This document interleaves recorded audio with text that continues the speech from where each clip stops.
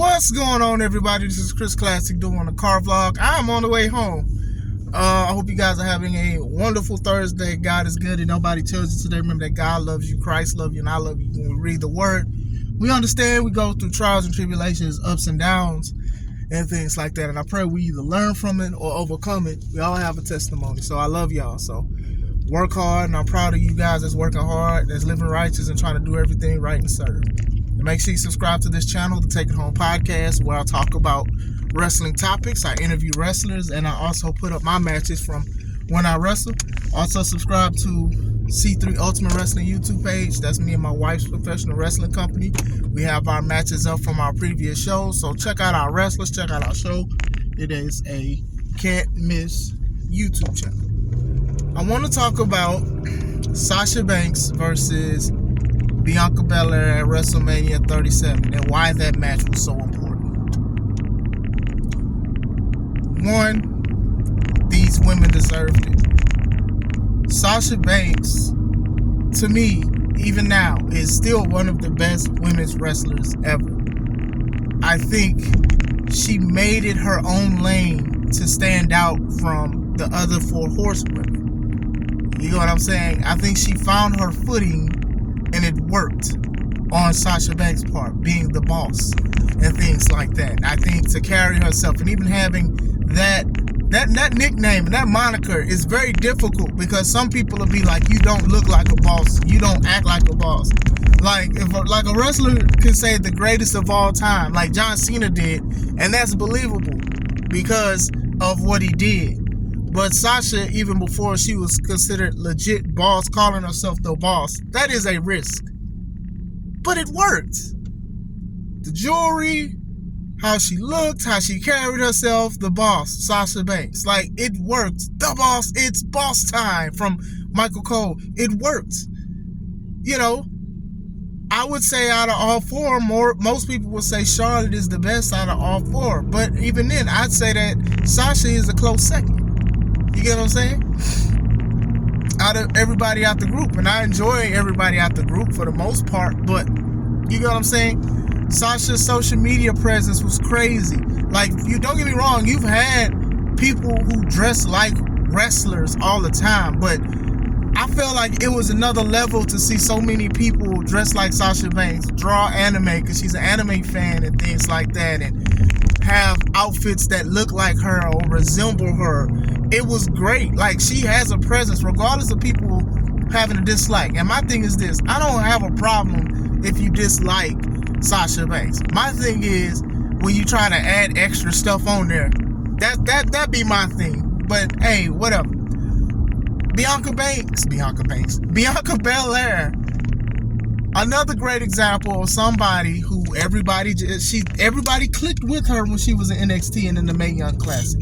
Like, the matches that she put on, I think she had only like 2 matches in the Mae Young Classic, and they were great. She was doing 450, she was doing power moves and everything. And then when we saw the video of Triple H hugging her at the end, we knew that she was going to be a star. And look at her now. Everything that they have done, I'm the strongest, fastest, roughest, toughest, like, all of that works. It still works. She was different from everyone else. She was not only just a powerhouse, but she was also elegant, and she can do some good moves and things like that. And I think that WWE has done a great job with her character, even with the ponytail and things like that. People dressing like her. There was a young lady, she dressed just like her and was crying when she met her because she looked just like her. She dressed just like her. This is what I mean when, and even for both women wrestlers, that representation is important. Yes, it is indeed important. But you have to do it right. You can't sell me that these two women main evented WrestleMania because they was just black women. You know what I'm saying? You cannot. They deserved that spot. It felt right. It felt awesome. It felt right. It felt like they were supposed to be there, because Sasha Banks, being the champion at the time, saying that, you know, Bianca is scared to face her because she knows she's going to lose. Bianca saying, okay, well, I choose to face you because I threw over other women over the top rope at the Royal Rumble, and it is my time. Everything that they did led up to that point. to main event. And yes, it's history. First time two black women of color, whatever you want to call it, main evented in WrestleMania.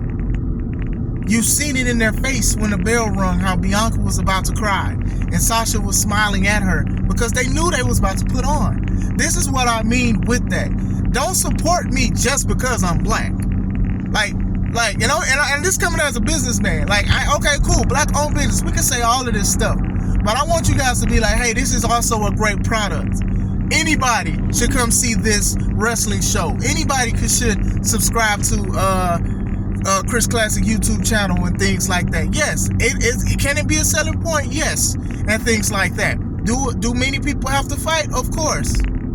But it just felt so natural, and that's what I loved about it. And I would have been happy on whoever would have won. I was excited for Bianca Belair to win and things like that. You know what I'm saying? And even after her winning and losing to Becky and winning it back, like, she still was a dominant champion. She's doing a lot of PR stuff with her and her husband. It feels right. Like, she deserves to be there. Like, the hard work paying off and things like that. And even with Sasha Banks, before all this situation that happened, you know, she's had ups and downs and things like that. But she knew how important that match was, and she put on. And I think she puts on 100% of her matches and things like that. It's very important because these women deserve that, and they belonged in the main event because of the story that they put on. They didn't. It wasn't like, oh, well, we're just going to put y'all in here because of that. And even if that's the case, the way they illustrated the story didn't feel like that. It felt like they should be there. Like, we watched it. Me and my wife, we watched it, and we was inspired. We looked at this, and we was like, yes, we're going to have a lot of girls look at these matches and be inspired by this to main event things. And then, like, look at Bianca. Bianca is dang near one of the faces of the company. Sasha, at one point, was a face of the company. And it feels good because it doesn't feel rushed. It doesn't feel like it's pandered. It doesn't feel like, oh, it's Black History Month. Let's show something with black wrestlers, or any other month that has something to do with somebody's whatever. You know what I'm saying? Like, it felt great. And I think about the match a lot because of how special it is and what they did and what they were doing. Like, it was so dope. And I feel like that's why it's just so important to even just WrestleMania history, but also just wrestling in itself. You know, I put this over the triple threat main event that Becky Lynch, Ronda Rousey, and Charlotte Flair had. I put it over that. And that was the first time a women's match main evented WrestleMania. But I put it over that because their match wasn't that good. It should have been better than what it was. I think that it should have been Charlotte Flair versus Ronda Rousey at WrestleMania. I do. I feel like that's what it should have been. But with the meteoric rise of Becky Lynch and the man and things like that, it was like they couldn't deny Becky Bella, all these women's names, Becky Lynch's rise. So they put her in the main event, and then it started out okay. I don't think that a lot of people thought that Becky was going to win. Some did. I don't know. I would have probably thought it was probably going to be Ronda, but you know, all the belts on the line, and Becky wound up winning it, and then they made a lot of money off of Becky Lynch winning it. So, well, it was a couple sloppy spots on there. The roll up to when Becky rolled up Ronda, it looked crappy because Ronda's shoulders were not even on the ground if you look at it. But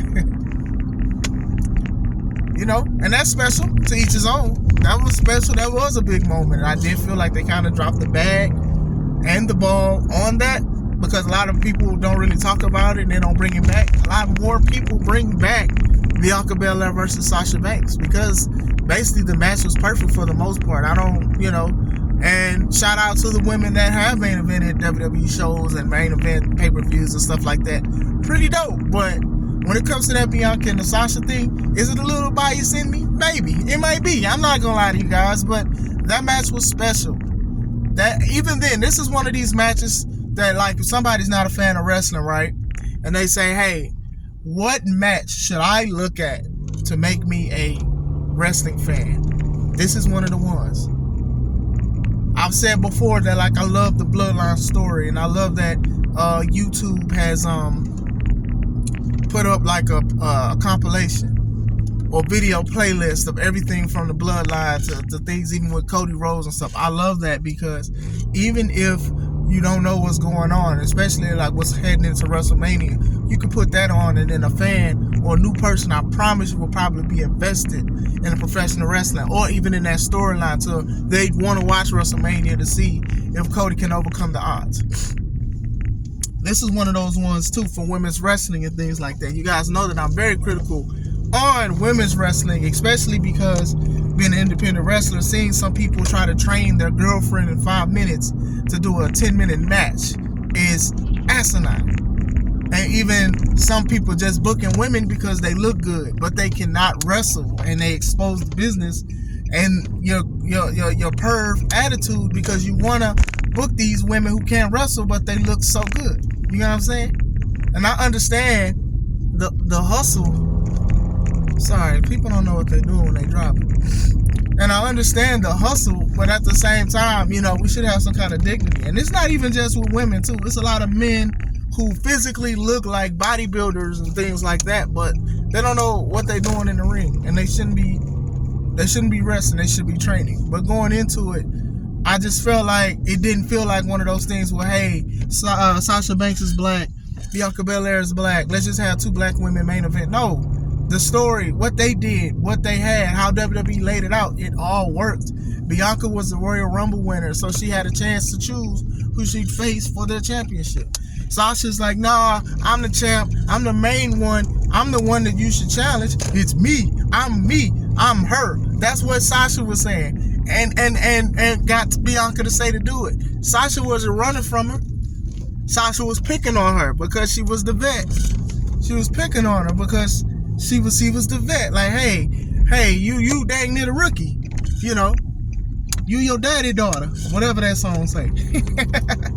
And it works. They put in the time. There's some storylines, y'all, and I'm going to say this before I leave. There's some storylines to where people doing matches and stuff, they're not invested in it. And I'm not invested in it because y'all don't care. And if y'all don't care, I don't care. They both care because of how special it was. That's why that match is so important. Is it important to y'all? Let me know. What did you like about the match? Did you watch it? Are you going to watch it again? I recommend watching it again, especially if you have Peacock. That match was dope. I hope you guys are having a wonderful Thursday. This is Chris Classic. Don't forget to subscribe. Let's take it home.